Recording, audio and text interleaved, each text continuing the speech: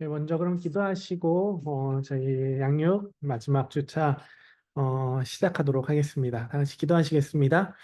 하나님 감사합니다. 우리를 매일 영적 성장 가이드라는 이 양육 수업에 우리를 인도하셔서 주님을 더욱 알게 하시니 감사합니다. 특별히 오늘 이 양육 시간 마지막 시간인데 더욱 주님과 가까이 하게 하시고 주님을 알게 하시고 우리에게 영적인 성장이 있을 수 있도록 주님 인도하여 주시옵소서. 모든 양육 순서 가운데 끝까지 함께 하실 줄 믿사옵고 사랑이 많으신 예수 그리스도의 이름으로 기도합니다. 아멘.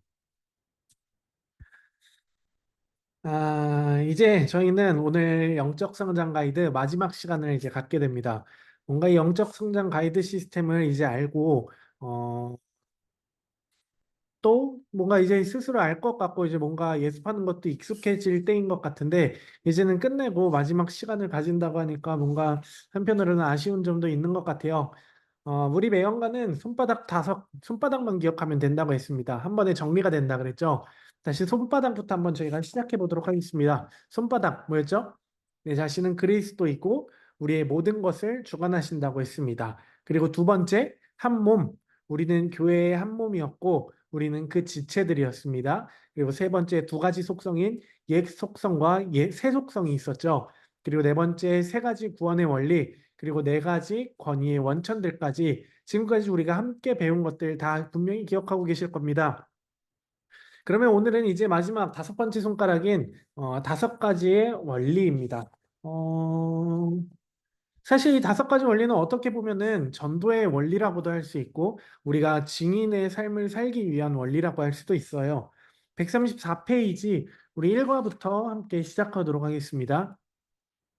여기부터 135페이지까지는 우리가 실제로 한 것들을 점검해 보기만 하면 됩니다. 그래서 134페이지 처음을 보면 전도하는 것을 허락하지 않는 다섯 사람의 이름을 한번 기록해 보고 떠올려 보라고 하죠. 아무리 생각해도 이 복음을 전하기가 우리가 힘들고 또 기독교의 이 기라는 이 단어만 꺼내도 치를 떠는 사람들에게 우리가 어떻게 복음을 전해야 하지라는 마음이 들기는 하지만 우리 마음에는 정말 이 사람들에 대한 복음을 전해야 한다라는 그러한 마음이 있는 다섯 명을 적어보라고 합니다. 이 명단을 우리가 생각해 보면서 생각할 수도 있어요. 이제 우리가 이 사람들에게 어떻게 복음을 잘 전할 수 있을까? 우리가 어떻게 다가갈 수 있을까? 무엇을 전해야 할까 하고 말이에요. 근데 여기에서는 일단 왼손에 기록한 사람들에게 복음을 전하는 최선의 방법은 뭐라고 하고 있나요? 아무도 대답해 주시는 분이 없는데 이번에는 녹화 방송으로 제가 진행될 것 같아요. 그래서 제가 혼자 이렇게 강의를 하고 있는데 같이 따라와 주시면 좋을 것 같아요. 뭐라고 기록했냐면은 기도였습니다. 사실 기도는 누구를 위해서도 우리가 할 수 있고 언제든 할 수 있고 어디서든 할 수 있는 아주 대단한 겁니다. 기독교에 대해서 부정적인 마음을 갖고 또 복음을 전하는 것을 부정적으로 보고 그거를 진짜 막는다고 할지라도 우리의 기도까지 그 사람들이 막을 수는 없을 겁니다. 저희 어머니가 사실 어머니가 다니는 교회에서 전도대를 하고 계신데 전도를 하다가 보이는 사람들의 공통점 중에 하나가 뭐냐면 교회를 다니지 않는다고 해도 당신을 위해서 내가 기도하겠습니다. 아니면 뭐 복받기를 기도하겠습니다라고 하면 남녀노소 누구나 다 거부감 없이 굉장히 좋아한다고 하더라고요. 그래서 기도라는 것은 실제로 우리가 힘든 사람들을 그리스도의 복음으로 초청하기 위해서 할 수 있는 가장 최선이면서도 정말 중요한 방법이라고 할 수 있을 것 같습니다. 이제 오른손에 기록한 다섯 사람은 어떤 방법으로 전도하라고 이야기를 하고 있나요? 일단 기도하기였습니다. 여기서 일단이라고 말씀드리기는 했는데 일단 이 상황에서 우리는 먼저 기도를 하고 시간이 지나면서 하나님께서 하실 일을 기대하고 또 기다리는 겁니다. 그래서 기회를 잡을 수 있을 때까지 기도하기라는 것이죠. 긍정적인 사람에게는 기도와 함께 말로 전하기입니다.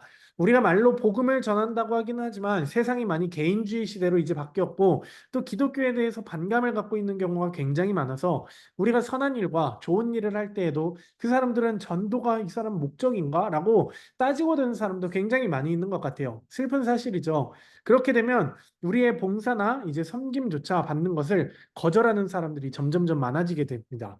여러 가지 그 이유가 있을 수 있겠지만 그럼에도 불구하고 기도와 우리가 말로 전하는 것은 굉장히 중요하다라는 걸 책이 이야기합니다. 또 여기서 언급하지는 않지만 이 기도와 전하는 말 사이에는 우리의 내 자신의 선한 삶, 그런 모습도 잊지 말아야 합니다.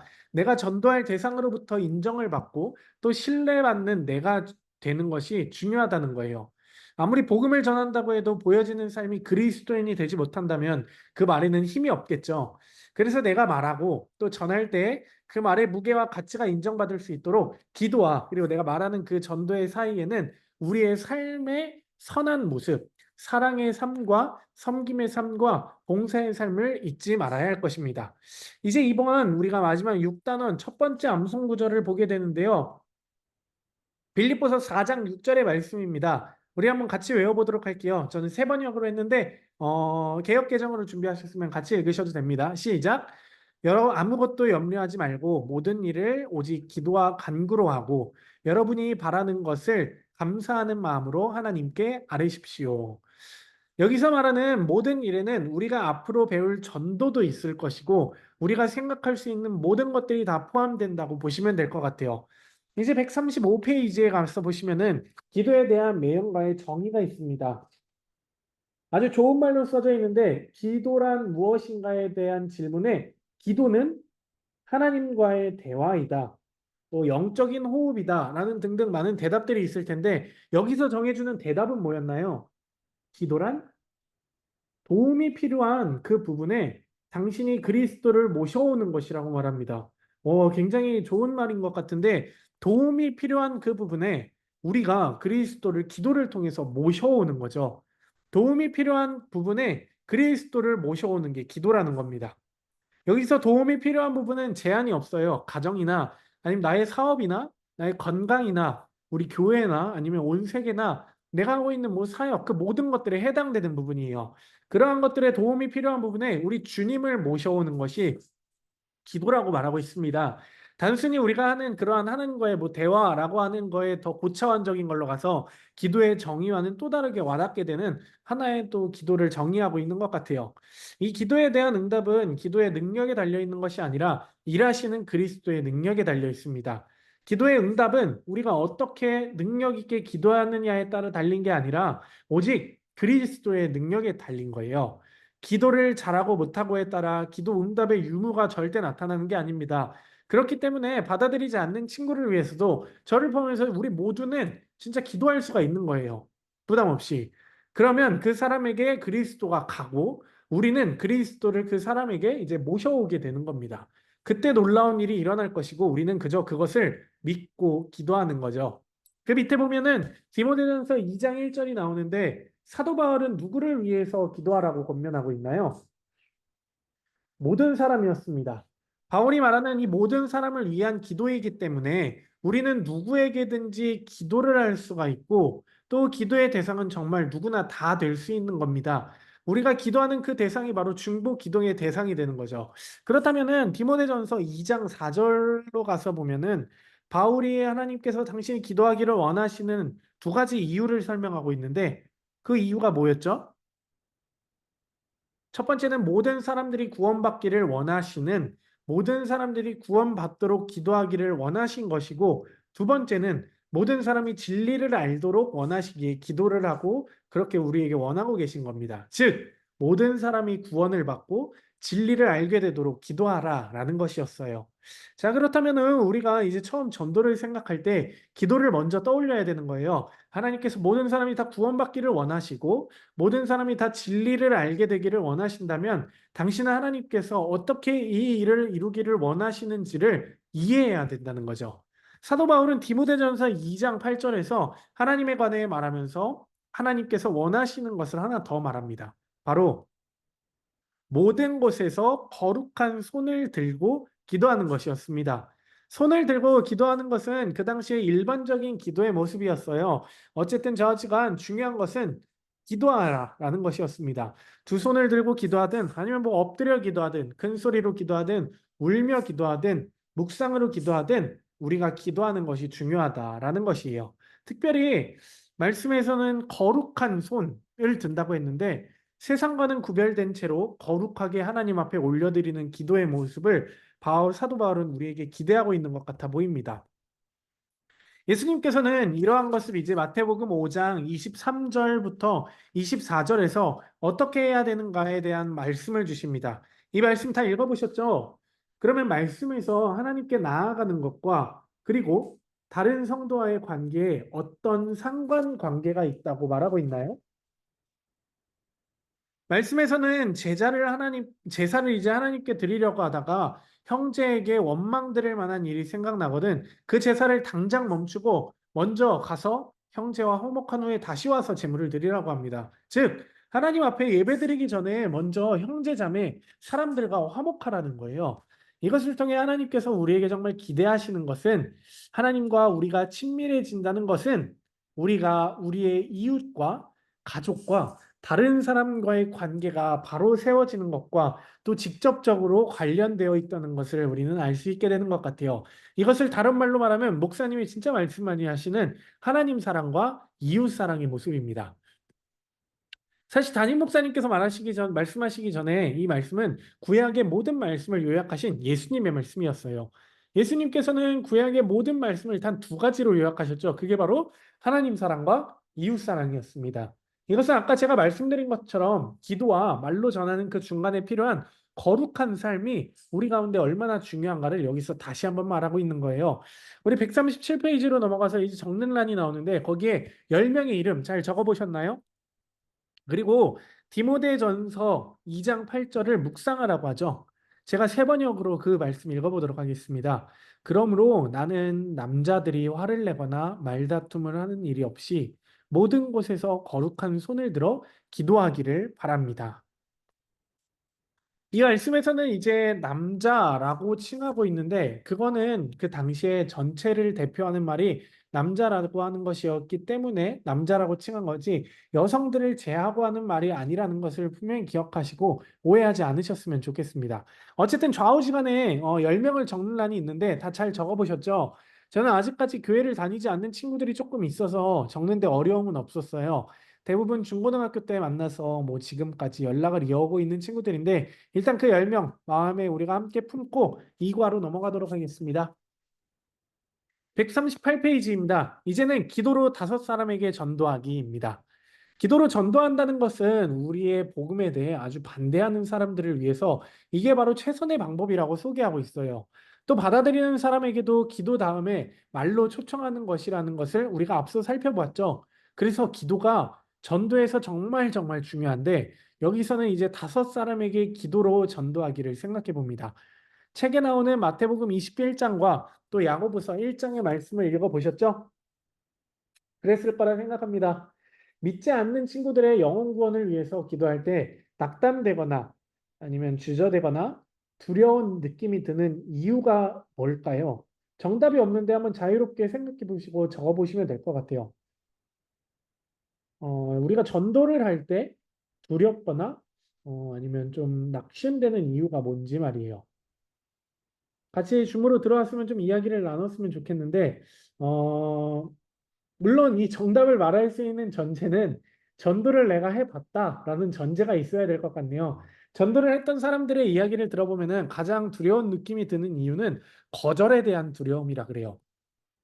사실 누구에게나 이 거절감에 대한 두려움은 있어요. 그게 전도뿐만 아니라 다른 일상생활에서도 누군가에게 우리가 요청을 하든 아니면 부탁을 했다가 뭐 거절을 당했을 때의 그 마음은 우리를 참 두렵게 하는 것 같아요. 그런데 전도에 있어서 이건 전도로 극복이 될 수가 있습니다. 전도로 인한 것인데 또다시 전도로 다시 극복이 된다고 한다는 다소 역설적인 이야기죠. 한마디로 이게 뭐냐면 자연스러워진다는 거예요. 처음에는 상처받기도 하고 쭈뼛쭈뼛 되기도 하지만 이내 곧 전도에 익숙해지게 되고 저런 거절에 대해서도 내성 아닌 내성이 생기게 됩니다. 또 저희 어머니 이야기를 하게 되는데 어머니가 전도를 그만큼 많이 하시고 뭐 매주 월화일, 화일, 월요일, 수요일, 금요일 오전에 전도를 나가셔서 저에게 전도에 대한 도전을 굉장히 많이 심어주시는 분이셔서 이야기가 전도를 하니까 계속 나오게 되는 것 같아요. 어머니가 말씀하시기를 전도가 처음에는 많이 어렵고 역시 어머니도 전도의 거절에 대한 두려움이 있으셨다 그래요. 근데 이 두려움은 전도를 하면 할수록 진짜 그게 담대함으로 바뀌었고 이제는 전도에 대해 뭔가 버럭 화를 내고 짜증을 내는 사람들에게도 웃으면서 복 받으세요라고 한마디 던지실 수 있는 그러한 단계까지 왔다고 하시더라고요. 뭐 어쨌든 전도를 하면서 이렇게 두려움이 되거나 낙담하게 되는 이유는 뭐가 있을까요? 말씀에는 의심이라고 나와 있는데 무슨 의심을 말하는 거죠? 이 사람 진짜 전도가 될까? 아니면 내가 이 던지는 말 한마디가 무슨 영향력이 있을까? 내가 말을 한다고 해서 이 사람이 교회를 진짜 다닐 수 있을까라는 의심입니다. 이러한 의심이 우리로 하여금 전도를 힘들게 하는 아주 중요한 이유가 될 수가 있어요. 그 밑에 보면은 요한복음 6장 37절이 나오는데 여기에 한 가지 우리의 두려움에 대한 단서가 나옵니다. 여기에 보면은 기도에 응답하시는 주님을 보여주는데 우리에게 얼마나 큰 믿음이 필요하다고 하나요? 겨자씨, 네, 씨만한 믿음이면 된다고 하네요. 겨자씨 한번 보신 적이 있나 모르겠습니다. 아니면 뭐 겨자씨를 못 보셨다면 홀그레인 머스타드 소스 드셔보신 적이 있나요? 되게 스테이크 집이나 아니면 샌드위치 집에서 사용하는 머스타드 소스인데 이 소스에 무슨 알갱이가 막 들어 있습니다. 머스타드 노란색 그 소스에 조그만 알갱이 같은 그 알갱이들이 들어 있는데 거기 들어 있는 게 바로 겨자씨입니다. 그런데 그 정말 작은 겨자씨만한 믿음이 존재할까요? 그게 있다고 한다면 겨자씨만한 믿음을 작은 믿음이라고 한다면 그런 큰 믿음은 과연 어떤 믿음일까요? 요즘 많이 나오는 뭐 자두씨 믿음인지 아니면 수박 믿음에 우리가 비유할 수가 있을까요? 믿음이라고 하는 것은 단어 자체가 용량으로 우리가 잴 수 없는 것입니다. 믿음은 추상 명사이기도 하고 또 우리의 마음과 정신과 영에 관한 문제이기 때문에 사실 믿음을 크고 작다고 말하기에는 다소 무리가 있어 보여요. 그럼에도 예수님께서 겨자씨만한 믿음만 있으면 이라고 말씀하시는데 그 말씀의 초점은 무엇일까요? 믿음이라고 하는 것은 따지고 보면 크든 작든 그 믿음이 진실하냐 아니냐가 더 중요한 것 같습니다. 즉, 앞에서 우리가 본 것처럼 의심이 있느냐 없느냐로 결정이 되는 거죠. 그래서 우리가 믿음이라고 하는 것은 겨자씨만한 믿음이라고 할 때 우리가 아무리 스스로 생각하기에 진짜 부족하고 또 연약한 것 같다고 스스로 생각하기에 또 보잘것없는 믿음으로 보인다고 할지라도 믿음이 없는 의심이 없는 순수한 믿음이라면 하나님은 그것을 통해 일하신다는 것을 이야기하고 있는 겁니다. 단지 우리가 이해하기 쉽게 그것을 크기로 나타내 주신 예수님의 지혜로운 하나의 비유 방법이라고 생각하시면 될 것 같아요. 예수님이 강조하신 것은 진정한 믿음 자체가 얼마나 소중한가를 말씀하신 것이 아닌가라는 생각이 들기도 하네요.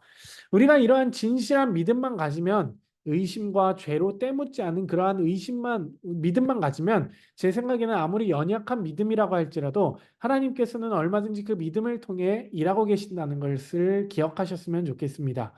따라서 우리는 기도할 때 하나님께서 응답해 주심에 대한 신뢰와 확신을 믿기만 한다면 우리가 그렇게 기도하는 그만큼 우리의 믿음은 역사할 것이고 그렇게 하나님이 응답하시는 놀라운 역사를 보게 될 겁니다. 기도는 믿음의 기도일 때 어떤 상황에서도 하나님이 응답하시기에 충분한 기도가 된다라는 거죠. 그래서 결론은 또다시 우리가 기도할 수 있는 것은 단지 우리가 할 수 있는 것은 단지 이 기도뿐입니다. 자, 그럼 책의 흐름대로 우리 한번 다시 외워봅시다. 빌립보서 4장 6절인데 외우셨죠? 읽어보겠습니다. 아무것도 염려하지 말고 모든 일을 오직 기도와 간구로 하고 여러분이 바라시는 것을 감사하는 마음으로 하나님께 아뢰십시오. 기도가 이렇게 중요한 것인데 책은 이 기도를 세 가지 단계로 구분해서 우리에게 알려주고 있습니다. 139페이지 맨 아래 마태복음 7장 7절에서 8절을 읽어보면 기도의 세 가지를 말하고 있습니다. 행동으로 첫 번째 뭐였나요? 구하라는 것이었습니다. 그리고 찾으라, 그리고 두드리라입니다. 그에 따른 결과는 구하면 주실 것이고 찾으면 찾아낼 것이고 두드리면 열린다고 합니다. 굉장히 진짜 간단하고 심플한데 이건 기도에 대해 정말 간결하고 함축적으로 잘 설명해주고 있는 진짜 놀라운 말씀이에요.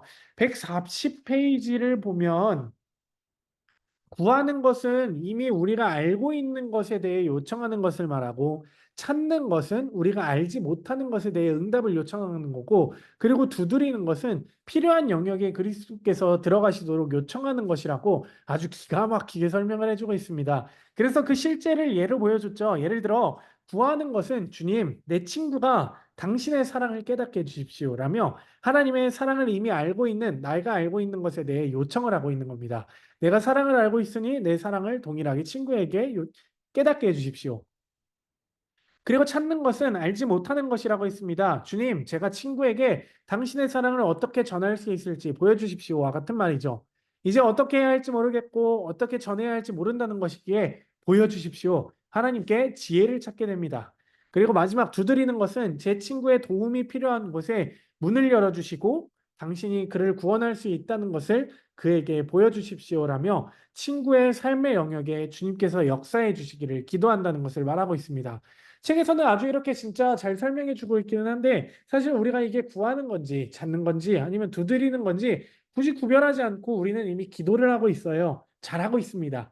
우리가 하고 있는 기도 가운데에는 이미 구하고 찾고 두드리는 기도가 다 포함되어 있다고 생각하시면 될 것 같아요. 이제 마태복음 7장 9절에서 11절까지를 보면 비교하는 게 나옵니다. 어떤 비교가 나오죠?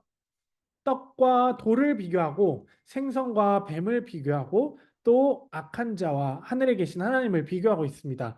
여기서 중요한 건 바로 사람과 하나님을 비교하는 거죠. 부모라고 하면은 아무리 악한 부모라고 해도 자녀에게 좋은 것, 최선의 것, 잘 되는 것을 가르치려고 하고 그렇게 전해주려고 합니다. 자녀를 위해서라면 가장 좋은 것 주고 싶은 게 부모의 마음이죠. 오히려 이 부분에서는 아직 자녀가 없는 저보다는 자녀를 갖고 있으신 여러분들이 더 공감이 되실 것 같습니다. 물론 요즘 뉴스나 사회를 보면 그렇지 못한 부모님들이 간혹 가다가 보이는 것 같은데 일반적이고 또 통상적인 부모의 모습을 보면 좋은 것을 해주고 또 물려주고 싶은 게 바로 부모의 마음입니다. 그런데 여기서 예수님은 이러한 인간과 하나님을 비교하는 거죠. 그 비교하는 것은 성품을 비교하는 겁니다. 하나님의 성품과 인간의 성품을 비교하면서 하나님의 성품은 인간과 비교할 수 없이 진짜 넓고 크고 사랑과 자비와 인자하심이 넘친다는 겁니다. 그래서 우리가 기도할 때 누구에게 기도하는가를 아는 게 굉장히 중요해요. 우리의 기도는 바로 이러한 부모 되시는 하나님을 향한 기도이기 때문에 절대 우리는 기도할 때 두려워할 필요가 없다. 기도할 때 완전히 그 하나님을 신뢰하면서 내가 이렇게 기도하면 하나님은 나에게 가장 좋은 것으로 주시는 분이라는 그 사실을 믿는 것이죠.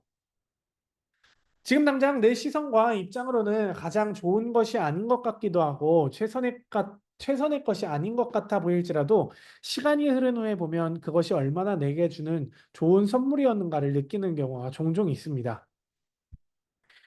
잠깐 제 이야기를 하자면 저는 어머니가 제가 초등학교 2학년 때 어머니가 굉장히 크게 아프셨어요. 지금은 물론 뭐 완치되셔서 괜찮으시기는 한데 조금 심각한 암에 걸리셔서 가족들 모두 마음의 준비까지 하는 굉장히 힘든 시간을 제가 보냈었는데 그때는 부모님이 병원에 계속 계시느라 집에 계시지 않고 제가 2살 터울인 누나와 함께 집에서만 시간을 보내고 아니면 부모님이 안 계시니까 다른 누군가가 와가지고 우리를 대신 케어해주고 밥을 차려주고 그러는 시간을 굉장히 많이 보냈어요. 근데 그때는 그 시간이 정말 힘들었고 또 왜 화목하던 우리 집에 이러한 날벼락이 왔는지 어린 마음에 정말 의심도 되기도 하고 힘들기도 하고 이해가지가 않는 날들이 굉장히 많았습니다. 근데 지금 와서 돌이켜보니 최고의 것을 하나님께서 저와 우리 가족에게 주신 것이더라고요.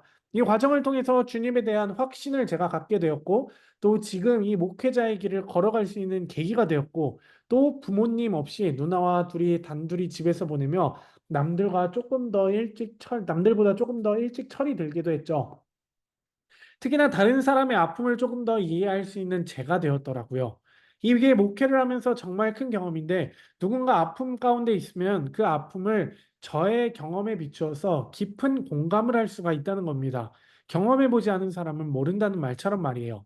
어머님이 아프셨다라는 것이 최고의 것이라고 말씀드리는 게 아니라 그 과정을 통해 기도하는 우리의 기도를 통해서 인도하시는 그 주님의 길이 얼마나 지금 돌이켜 생각해 보니 최고의 것이었는지라고 깨달았다는 것을 말씀드리고 싶었습니다. 그래서 우리가 이런 경험을 하면서 우리는 정말 하나님이 우리에게 응답하시는 것은 최고의 것이고 좋은 것을 주신다는 그 확신을 갖는 게 필요해요. 따라서 우리가 불신자를 또 반대하는 자를 위해서 그의 영혼을 위해 전도의 기도를 한다고 하면 하나님께서는 우리의 이 아름다운 기도에 놀랍게 하나님의 때에 맞게 하나님의 방법으로 최고의 것으로 응답하시지 않을까, 우리는 그 믿음을 가질 수 있지 않을까라고 생각해 보게 됩니다. 자, 그러면 이제 141페이지, 이렇게 구하고 찾고 두드리는 것으로 한번 우리가 전도할 대상자 5사람의 이름을 기록하라고 하는데 하셨죠? 그리고 그를 위해서 어떤 것을 구하고 어떤 것을 찾고 어떤 것을 두드릴까도 다 기록해 보셨나요?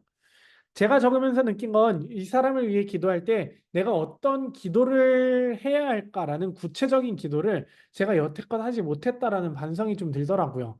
그전에는 예수님을 믿고 영접할 수 있다는 이 기도를 하면서 이 친구가 진짜 영접할 수 있게 해주세요라고 기도를 이렇게 막연하게 했지만 구체적으로 더 깊게 하지 못했다는 생각이 들더라고요. 이 과정을 정말 우리가 조금 소홀하게 여기지 마시고 한번 우리가 구원할 사람이 없다고 생각하지 마시고 없다고 그냥 넘어가지 마시고 한번 꼭 이 5사람, 4사람, 5사람의 이름을 꼭 적어 보시길 바랍니다. 자, 이제 3과입니다. 계속해서 기도하는 것에 대한 부분인데 특별히 기도의 3가지 측면에 대해서 이야기합니다. 우리는 빌립보서 4장 6절을 다시 외워보게 합니다. 아무것도 염려하지 말고 모든 일을 오직 기도와 간구로 하고 여러분이 바라는 것을 감사하는 마음으로 하나님께 아뢰십시오. 아멘. 자, 이제 그 전까지 우리가 기도의 중요성에 대해서 보았다면은 좀 더 기도에 대해서 깊게 들어가 보도록 할게요. 마태복음 21장 21절에서 22절 읽어보시고 또 요약해 보셨나요? 믿음에 관한 말을 분명히 쓰셨을 것 같아요. 그 다음 마태복음 14장 23절, 마가복음 1장 35절, 그리고 누가복음 6장 12절과 22장 39절, 41절을 읽어보라고 하죠. 이 구절들에 의하면 예수님께서 기도하러 가신 3군데의 장소는 어디 어디였나요? 네, 높은 산, 그리고 한적한 곳, 감람산이었죠. 마지막 감람산은 사실 이 산과 겹쳐지는 느낌이 있는데 영어로 본다면 산보다는 정원, 어떤 언덕과 같은 개념으로 이해하시는 게 조금 더 좋을 것 같아요. 이렇게 3가지 장소가 나와 있습니다. 그렇다면 예수님은 기도하시기 위해 이런 장소와 또 새벽이라는 시간을 왜 고르셨을까요? 기도하기 위해 하필 왜 이런 장소와 시간을 고르셨을까요? 네, 한적한 곳이었기 때문이었어요. 한적하고 제자들과 떨어진 곳에서 하나님과만 만나기 위해서 깊은 대화를 나누고 싶어서 하나님과 1대1로 깊은 교제를 나누기 위함이었을 거예요. 이러한 예수님의 기도는 어쩌다 하는 기도가 아니고 일상적인 삶의 모습이었습니다. 그래서 누가복음 22장 39절에서는 예수님의 이러한 기도를 어떻게 설명하고 있나요? 습관을 쫓아 하는 기도라고 말합니다. 습관을 따라서 하는 기도였다고 말하고 있어요. 즉, 기도는 예수님의 일상의 아주 중요한 부분이었음을 알고 있습니다. 알 수 있습니다. 그 다음 우리 145페이지 맨 위에 예수님은 얼마나 오랫동안 기도하셨나요? 라고 하는데 밤을 새우면서 밤새도록 기도하셨죠. 새벽 기도를 하시면서 끝까지 예수님은 기도하셨습니다. 이런 예수님의 모습을 보면은 이처럼 습관이 되도록 삶이 밤이 새도록 예수님은 기도에 집중하셨고 또 습관이 되도록 기도가 삶이셨고 그리고 밤이 새도록 그만큼 기도에 헌신이 하셨다는 것을 보게 됩니다. 이게 가능한 것은 예수님에게는 기도가 그 무엇보다 중요한 것이었기 때문이었어요. 그렇게 우리가 진짜 기도하기 힘들어요. 뭐 기도할 시간이 없어요. 라고 하는 것은 다른 말로 스스로가 고백하기를 기도는 저에게 중요하지 않아요. 라고 하는 것과 같은 거일 수 있어요. 우리가 아무리 바빠도 식사를 하고 아무리 바빠도 잠도 자고 꼭 필요한 것들을 꼭 합니다. 기도도 우리에게 꼭 필요한 것이라면은 아무리 바빠도 꼭 해야 되는 것이 되어야 되죠. 기도가 저와 여러분의 우선순위가 될 때, 우리의 삶의 우선순위가 될 때 하나님의 인도하심을 우리는 신뢰할 수가 있을 겁니다. 기도를 한 번에 오래 하는 것도 나쁘다고 말씀드릴 수는 없는데 그것보다 더 중요한 거는 매일매일 하는 것이 더 중요한 것 같아요. 매일 기도하면서 점점 기도의 시간이 늘어난다면 그것보다 더 좋은 일은 없겠죠. 145페이지 맨 밑에 보면은 이제 마태복음 7장 7절에서 8절, 즉 어제 공부한 것을 함께 연결시켜서 요한복음 14장 13절부터 14절을 보게 합니다. 여기서 각 구절들은 기도할 때 어떻게 구해야 하는가를 말해주는데 누구의 이름으로 기도해야 한다고 하죠? 우리가 기도할 때 하는 말이기도 한데 예수 그리스도의 이름이었어요. 이 구절 때문에 우리가 기도할 때 마지막 예수님의 이름으로 기도합니다라는 기도의 끝, 이 전통이 생기게 되었습니다. 여기서 이 예수님의 이름으로 기도합니다라는 의미가 과연 무엇이라고 생각하는가요? 그것에 대한 의미. 예수님이 갖고 계신 그 권세를 힘입어 기도하는 것이기도 하고, 뭐 예수님에 대한 신뢰를 나타내기도 합니다. 어찌되었든 우리가 단지 기도를 끝내는 형식으로가 아니라 우리가 생각하는 그 의미를 깊이 생각해보고 또 기도하는 것이, 그렇게 기도하는 것이 굉장히 중요하다고 책은 우리에게 설명해주고 있어요. 그래서 146페이지 중간을 보도록 할게요. 정말로 그들을 전도하기 힘듭니까? 찾으셨죠? 그런 생각을 지워버리십시오. 일하시는 분은 그리스도라는 것을 기억하십시오. 당신이 쉽거나 어렵다고 생각하는 것은 하나님이 생각하시는 것과 전혀 다릅니다. 그래서 우리가 기도한다는 게 이렇게 중요한 겁니다. 특히나 또 전도에 있어서 마무리한다는 것이, 기도로 마무리한다는 것이 이렇게 중요한 것이라는 것을 느끼고, 우리가 삼과를 마무리했으면 좋겠습니다. 자, 147페이지입니다. 혼자 하려니까 쉽지가 않네요. 이게 누군가 한 분이라도 있어야 같이 하는, 이게 뭔가 이렇게 대화가 되는 느낌인데 혼자 하려니 쉽지가 않습니다. 그럼에도 이 녹화 방송이라도 같이 들어주시는 분들이 있어서 정말 감사한 것 같아요. 자, 이제 147페이지입니다. 손그림 채울 수 있죠? 내재하시는 그리스도, 한목, 두 가지 속성, 세 가지 구원의 단계, 네 가지 구원의 원천들, 다섯 원리. 이제 정말 그냥 다 외워서 그림 그리듯이 뭐 잘 하실 수 있을 겁니다. 147페이지는 이제 우리가 그렇게 실제로 이처럼 전도를 하기 위한 기도의 삶을 우리가 실제로 한번 자신의 삶에서 돌아보고 자신의 시간을 이렇게 보면서 시간 관리 일을 하여서 기도의 시간을 확보하고 또 어떻게 기도할지를 거기에 자신의 결심을 한번 적어보게 하는 거예요. 내가 기도를 어떻게 할 것인가, 어떻게 기도, 언제 기도할 것인가, 얼마 동안 기도할 것인가를 자신의 시간 중에 확실하게 중요하게 확보하고 기도를 하는 그 시간이 있다면은 정말 습관이 되기에 더 수월할 것 같고 또 굉장히 중요하고 좋아할 것 같습니다. 사과입니다. 138페이지 증거를 통해 다섯 사람에게 전도하기. 앞서서 우리가 복음에 대해 부정적인 사람에게 기도하는 것에 대해 이야기했다면 이제 복음의 긍정적인 사람에게 말로 전하는 것에 한번 살펴보려고 합니다. 그게 바로 증거입니다. 증인이라는 말은 증거를 제공하는 사람이란 뜻이에요. 여기서 말하는 증거는 무엇이 증거일까요? 먼저 증언과 증거에 조금 다른 점을 짚고 넘어가려고 하는데요. 가령 우리가 예수님은 우리의 구세주이십니다라고 말할 때 이것은 증거가 아니라 증언입니다. 말로 하는 것은 증언인데 여기서 말하는 것이 증언이 아니라 증거죠. 즉 무언가 증거물이 있어야 된다는 겁니다. 여기서는 그 증거물을 뭐라고 하고 있나요? 바로 나 자신, 조금 더 명확히는 변화된 나 자신이 그 증거물이라고 합니다. 148페이지 중간에 보니 변화된 당신의 모습이 바로 증거라고 하죠. 오늘 처음 시간에 복음에 아주 반대하는 사람에게는 기도가 최선이라는 말씀을 드렸는데, 긍정적인 사람에게는 기도와 또 말이라고 말했는데, 그 중간에 구별된 삶이 있다고 제가 말씀드렸습니다. 바로 그것이 여기서 말하는 증거예요. 구별된 삶. 그걸 보여주는 게 우리의 증거입니다. 구별된 삶을 이야기하고 있는 거예요. 이 구별된 삶을 통해 전도의 모습은 요즘 전도에 정말 많이 더 필요한 모습 같아 보입니다. 전에는 무작위로 그냥 전도지를 전달해 주면서 이거를 보고 교회 나오세요 하고 교회를 나왔다면은 이제 누군가의 인간 관계를 통해서 그 관계를 맺고 그리고 그 사람을 초청을 통해서 오는 경우가 진짜 많이 있어요.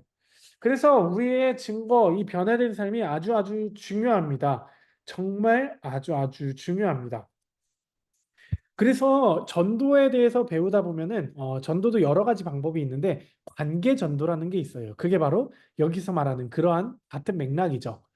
이제 사람들은 우리의 행실을 보고 우리의 말을 받아들인다. 다시 말해 우리의 말을 듣고 우리의 말을 믿는 것이 아니라 우리의 삶을 보고 믿는다는 것을 기억하셔야 합니다. 이게 바로 요즘 전도의 가장 중요한 원리입니다. 삶으로 말하는 게 바로 증거가 되는 시대. 6단원에 이제 두 번째 암송 구절이 나오는데요. 마태복음 28장 18절부터 20절 한번 읽어보도록 하겠습니다. 시작. 읽고 계시죠?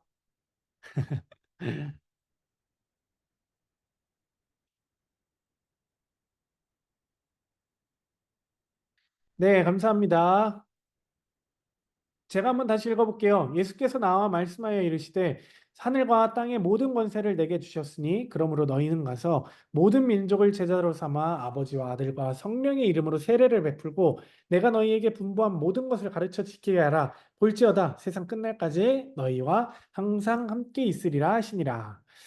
이 말씀은 하나님의 위대한 선언이고 약속이고 명령인데 여기에 세 가지가 나오죠. 하나님의 위대한 선언과 위대한 약속과 위대한 명령입니다. 다 구별해 보셨나요? 위대한 선언은 어떤 말씀이었나요? 하늘과 땅의 모든 권세를 내게 주셨다는 겁니다. 예수님이 선언한 것은 그거 하나였죠. 그러면 위대한 약속은 뭐였나요? 세상 끝날까지 너와 함께 있겠다라는 것이었습니다. 이게 우리에게 주신 놀라운 약속이었고, 그리고 그 중간에 보면 우리를 위해 우리가 따라야 할 명령이 나옵니다. 아버지와 아들과 성령의 이름으로 세례를 베풀고 너희에게 분부한 모든 것을 가르쳐 지키게 하라는 거죠. 보통 이거 전체를 가리켜서 우리는 지상명령이라고 하는데요. 바로 이 약속 때문이죠. 사도행전 1장 8절의 중요한 약속 때문에 우리는 이 명령을 수행해야 합니다. 여기서 우리가 증거하기 전에 아니면 증거하기 위해 무슨 일이 있어야 한다고 말하나요? 148페이지에서 149페이지로 넘어가는 질문입니다. 그리스도인들이 증거하기 전에 무슨 일이 먼저 우리 가운데 있어야 되는지. 네, 성령이 임하셔서 그렇죠. 성령이 임하셔서 권능을 받는 일이 있어야 한다는 겁니다. 성령님과 능력, 권능은 항상 같이 다녀요. 연결되고 똑같은 거라고 생각하시면 돼요. 그 다음 149페이지를 보면은, 예수님을 따른 사람들은 왜 성령을 받아야 하냐고 말하죠. 예수님의 증인이 되어야 되기 때문이에요. 또 권능을 얻기 위해서죠. 권능을 얻어야 증인의 삶을 제대로 감당할 수 있기 때문입니다. 권능을 얻고 우리가 하나님의 능력으로 전도해야 하기 때문입니다. 하나님의 능력으로 이렇게 전도하여서 하나님의 나라가 확장되고 세워지게 될 테죠. 그 밑에 이제 그림을 보면은 이제 사도행전의 말씀을 통해 말하고 있는데 예루살렘에서 그 다음 어디였죠? 온 유대, 사마리아 땅끝이었습니다. 자, 그러면 그 옆에 우리 이제 각자가 사는 곳부터 한번 해보도록 할 텐데, 첫째 어디라고 적으셨나요? 가정도 좋고, 뭐 지역도 좋습니다. 부평. 그 다음에 직장도 좋고, 조금 더 확대된 지역으로 하셔도 되고, 뭐 인천, 그리고 대한민국, 그리고 전 세계까지, 그리고 전도라고 하는 개념을 우리가 이렇게 점점 확장시켜 나가자는 거예요. 그래서 우리가 가장 가까운 이로부로 이웃으로부터 또 가족으로부터 시작이 될 수가 있고 이웃으로 친구로 해서 대한민국과 더 나아가서 세계로 복음이 뻗어나가야 한다는 사실이 중요한 겁니다. 그다음 우리 이제 150페이지입니다. 처음에 보니까 증인이 갖춰야 할 중요한 요건이 무엇이라고 하나요? 성령님의 능력이었습니다. 그리고 이어서 사도행전 2장 18절과 13절부터 18절, 그리고 에베소서 5장 18절을 읽으라고 하는데 여기서는 무엇을 비교하고 있나요?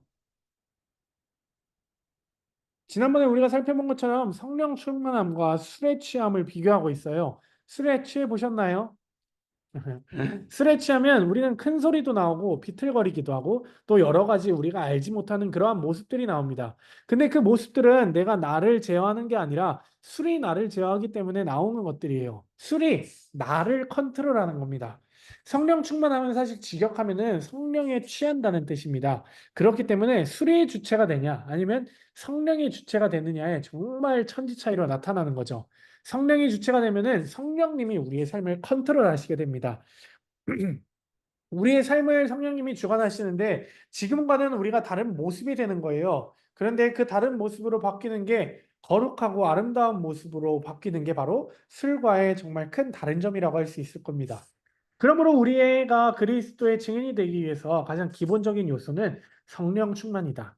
아니면 우리가 정말 성령 충만하면 예전에는 수줍어서 뭐 예수님 믿으세요라고 아니면 우리 교회 한번 와보세요라고 그렇게 말하기가 힘들었는데 성령 충만하면 하나님이 나를 이끄시니까 나도 모르게 말을 하게 되고 자신감이 생기는 겁니다. 용기가 생기고 담대함이 여러분 가운데 생기게 될 겁니다. 이제 151페이지입니다.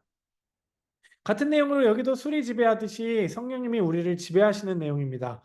그리스도를 주관하시게 하면 당신은 그분에 대해 증거가 된다고 하죠. 성령님이 우리 안에서 우리를 컨트롤하실 때, 우리가 성령에 취할 때, 우리의 삶을 통해 나타나는 그 선하고 아름다운 일들이 곧 우리에게 증거가 되는 거예요. 변화된 삶이 기도와 전도에서 아주 아주 중요하다는 것을 여기서 다시 한번 보여주고 있습니다. 저희 잠깐만 쉬었다가 하도록 할게요. 네, 제가 이거는 일시정지로 했기 때문에 사실 쉬는 거라고 생각이 안 들 것 같은데 나중에 녹화본을 보면은 한 10분 정도 제가 잠깐 물도 마시고 하고 왔습니다. 자, 이제 우리는 5강을 보게 될 텐데요. 152페이지고요. 우리는 이제 증인은 증거를 제시하는 사람이라는 걸 봤죠. 그렇다면 내가 불신자인 친구에게 보여줄 증거가 무엇일까요? 즉, 변화된 삶이 무언가를 이제 최근 물어보는 겁니다. 그것을 우리가 입술로 증거하고 있을 때 그 말에 이제 권세가 있다라고 말을 하고 있는 건데 그 밑에 로마서 1장 16절 말씀이죠. 내가 복음을 부끄러워하지 아니하노니 이 복음은 모든 사람에게 구원을 주시는 하나님의 능력이 됨이라. 첫째는 유대인에게요. 또한 헬라인에게로다. 그쵸? 성령님이 우리에게 임하시면 우리는 부끄러워하지 않고 담대할 수 있다고 말씀드렸습니다. 성령님이 우리 안에 계시고 또 우리가 그 성령님을 따를 때 우리 삶에 변화가 일어나고 그 변화는 곧 증거가 된다는 거죠. 우리의 삶이 증거가 될 때 우리의 말이 권위를 갖게 되고 열매를 맺게 된다는 거예요. 그 밑에 다 채워보셨죠? 답이 155페이지에 있다고 합니다. 이제 그대로 그거 그대로 쓰시면 되고 그냥 저희는 넘어가도록 하겠습니다. 153페이지. 증거를 할 때 특별히 이제 내가 어떤 삶을 사는지 내 변화된 삶을 이야기해 주는 게 증거고 보통 우리는 이거를 흔히 간증이라고 불러요. 간증이라고 하는데 그 체험은 서로가 다릅니다. 어떤 사람은 아주 엄청난 체험을 하기도 하고 어떤 사람은 이런 대단한 체험까지는 아니어도 삶에 아주 잔잔한 작은 변화가 있는 사람이 있어요. 둘 다 너무나도 소중한 신앙의 모습입니다. 우리가 앞서 배운 몇 단원이었죠? 5단원에서 배운 네 가지 권위의 중요한 원천들에서 배운 건데 여기서 경험이 그래서 중요한 거예요. 하지만 이 경험이 우리를 위한 최종의 권위를 가질 수는 있다고 했나요? 없다고 했나요? 없다고 했죠. 우리가 다른 사람에게 증언할 때 엄청난 체험을 하면서 조금 더 강력하게 그 효과가 이제 이 얘기를 함으로써 경험을 얘기함으로써 나타날 수 있지만 그것이 최종의 능력으로 역사하는 것은 아니라는 것을 기억하셔야 돼요. 지금 제가 말씀드리고 싶은 포인트는 간증을 하는 것에 대한 그러니까 큰 부담을 갖지 말라는 거예요. 내 삶에서 조그마한 것이라도 이야기해 줄 수 있으면 그것으로 간증은 충분한 겁니다. 예를 들어서 말씀을 읽으면서 힘든 사람에게 오늘 나는 말씀이 이랬고 나에게 어떠한 힘이 되었다고 말해주는 이 간단한 대화가 상대방에게는 큰 힘이 될 수도 있고 또 도전이 될 수가 있다는 거예요. 그래서 우리가 누군가에게 변화된 삶, 간증의 고백을 어렵게 생각하실 필요가 없다는 것을 말씀드리고 싶었습니다. 누구나 다 증인이 될 수 있습니다. 누구에게나 크고 작은 변화가 있을 거예요. 혹시 그래서 간증을 어려워하시는 분들을 위해서 이 책은 그 틀을 간략하게 제공하고 있습니다. 153페이지 밑인데요. 그리스도인이 되기 전에 나는 어떠했는지, 혹은 어려서부터 예수님을 믿었던 모태신앙이라면 내가 예수님을 정말 영적으로 경험하고 체험하기 전, 인격적으로 주님을 만나기 전에는 내가 어떠했는지, 그리고 내가 그리스도를 진정 내 삶의 주인으로 고백하기 전의 모습은 어떠했는지, 그래서 내가 어떻게 그런 상황에서 예수님이 구세주이고 또 주님이심을 알게 되었는지, 그래서 내가 어떻게 그리스도인이 되고 내가 지금 어떠한 삶을 살고 있는지를 이야기하면 그것으로 충분하다는 겁니다. 너무 많은가요? 하지만 적어보신 분은 아시겠지만 주님을 만나고 성령이 충만한 사람이라면 그렇게 어려운 질문이 아니고 대답의 과정이 그렇게 힘든 과정이 아니라는 것을 아시게 될 거예요. 154페이지 중간을 보면은 이제 마태복음 9장 10절에서 11절 예수님이 세리와 죄인과 교제를 하면서 식사를 하시는 장면이 나옵니다. 그런데 그 모습을 바리새인들이 보게 되죠. 그리고 예수님을 비방합니다. 저번에 말씀드렸듯이 바리새인들은 어떻게 보면 나쁜 사람들이 아니었어요.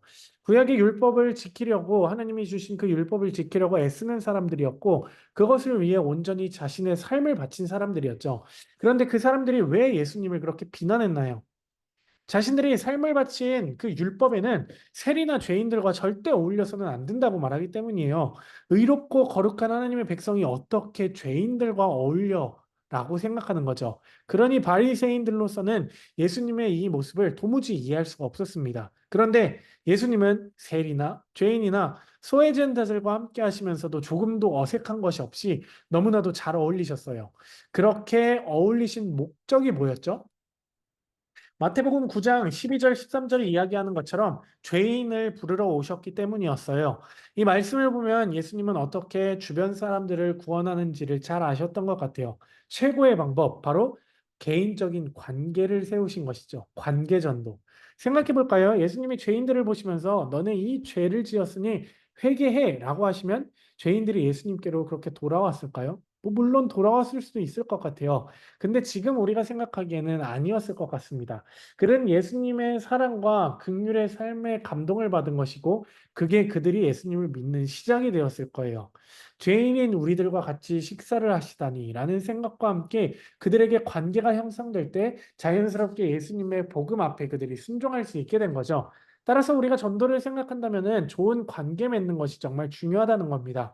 바울도 마찬가지였어요. 155페이지에서 고린도전서 9장 19절, 20절을 보면 거기에 이렇게 돼 있죠. 나는 많은 사람을 얻으려고 모든 사람의 종이 되었다. 그래서 유대인에게는 유대인으로서, 헬라인에게는 헬라인으로서, 율법 아래 죄인들에게는 죄인과 같은 약한 모습으로 사도 바울은 다가섰다는 겁니다. 음. 전도를 위해서 우리가 이렇게 기꺼이 나 자신을 낮추고 하나님의 뜻에 순종하도록 변화하도록 도전할 수 있느냐라고 하는 큰 질문을 우리 오가에서는 우리에게 던져주고 있네요. 155페이지 맨 마지막입니다. 사도행전에는 그리스도인의 도움 없이 스스로 믿게 된 사람에게는 단 한 사람도 없다고 말해줍니다. 실제로 사도행전을 보면 사도행전은 이제 교회가 세워지고 교회가 성장해가는 그러한 과정을 우리에게 보여주죠. 그리고 그 복음이 이방 지역으로 가는 그러한 사도 바울의 4차 전도 여행에 이르는 모든 여정을 보여주고 있는데 어떤 경우에서라도 전도를 받거나 인간관계 맺음을 통해서가 아닌 스스로 예수님을 믿겠다고 나와서 그렇게 그리스도를 따르는 사람이 된 경우는 사도행전에 기록되어 있지 않아요. 실제 현실에서는 뭐 조금 있을 수 있겠지만 극소수겠죠. 결국 전도는 관계를 통해서 이루어진다는 것을 우리는 알 수가 있습니다. 자, 이렇게 해서 우리는 이제 6단원을 마치게 됩니다. 이렇게 보면 5가지 원리가 뭐였죠? 6단원에서 말하는 5가지 원리 찾아보셨는지 모르겠네요. 저는 못 찾았어요. 왜냐하면 이 책은 5가지 원리라고 해놓고서는 그 5가지를 말하지 않고 있어요.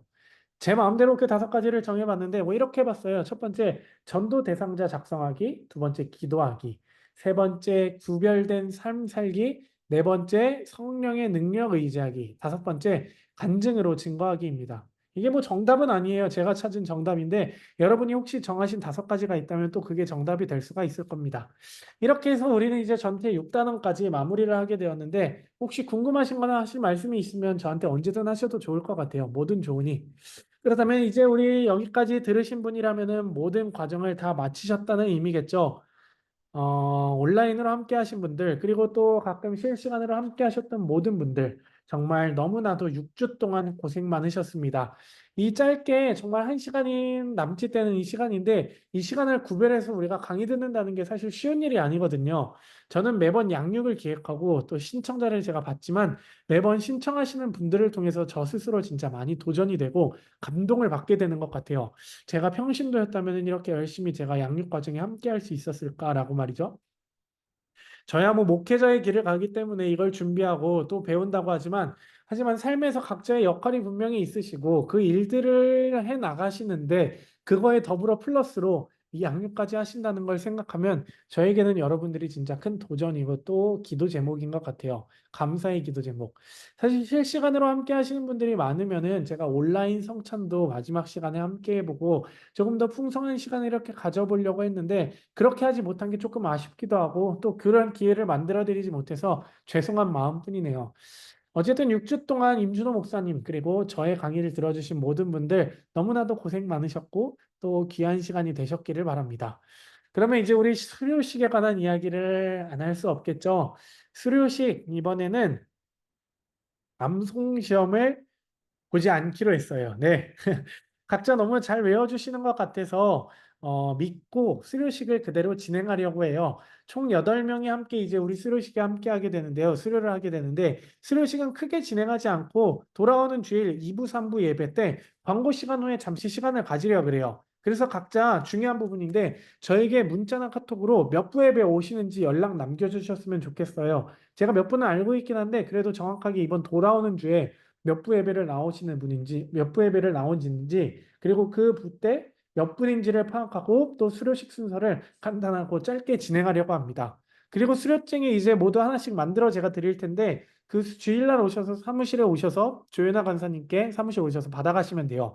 각자 한 분 한 분 뵙고 제가 이야기를 듣고 직접 수료증을 전달해 드려야 되는데 그럴 수 없는 게 진짜 아쉽네요. 다음부터는 뭔가 이 녹화 방송을 하지 말아야겠다고 담임 목사님에게 건의를 드려봐야겠나 싶기도 한데, 어, 그리고 이 수료증과 함께 제가 조그만 선물을 하나 준비했습니다. 여러분에게 드리는 큰 선물을 한 건 아니고 함께 이 매일 영적 성장 가이드라는 모든 과정을 마치시는 분들에게 드리는 선물이니까 가장 잘 보이는 곳에 두시고 하루에 하나씩 보고 묵상하시면서 우리 제목처럼 진짜 매일 영적으로 성장하시면서 묵상하시는 모든 분들이 되시기를 간절히 기도하고 또 기도할게요.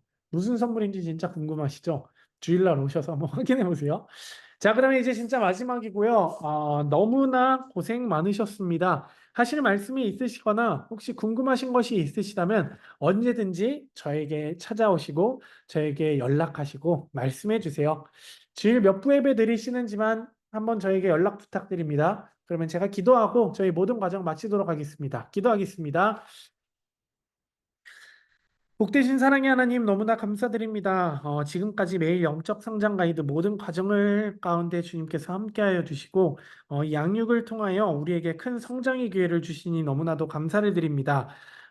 이 과정을 우리가 정말 잊지 않고 늘 우리의 삶 속에 기억하게 하시고 언제나 영적으로 성장하며 주님의 자녀된 삶을 살아갈 수 있도록 우리의 삶을 인도하여 주시옵소서. 삶을 살아가면서 넘어지고 또 지치고 외로울 때마다 우리가 함께한 이 영적 성장 가이드가 떠오르고 기억나게 하시고 때에 맞게 다시금 기억하게 하시는 주님을 우리가 기대하게 하여 주시옵소서. 언제나 영적 성장에 대한 사모함이 있을 수 있도록 도와주시고 주님 안에서 그 소망이 이루어나가는 우리 모두가 될 수 있도록 주님께서 인도하여 주시옵소서. 못다고 한 것까지도 주님께서 다 인도하여 주시고 이루어 주실 줄 믿사옵고 사랑이 많으신 예수 그리스도의 이름으로 기도드렸습니다. 아멘. 감사합니다. 네, 진짜 너무 고생 많으셨고, 저희 교회에서 또 뵙도록 할게요. 감사합니다. 고생하셨어요.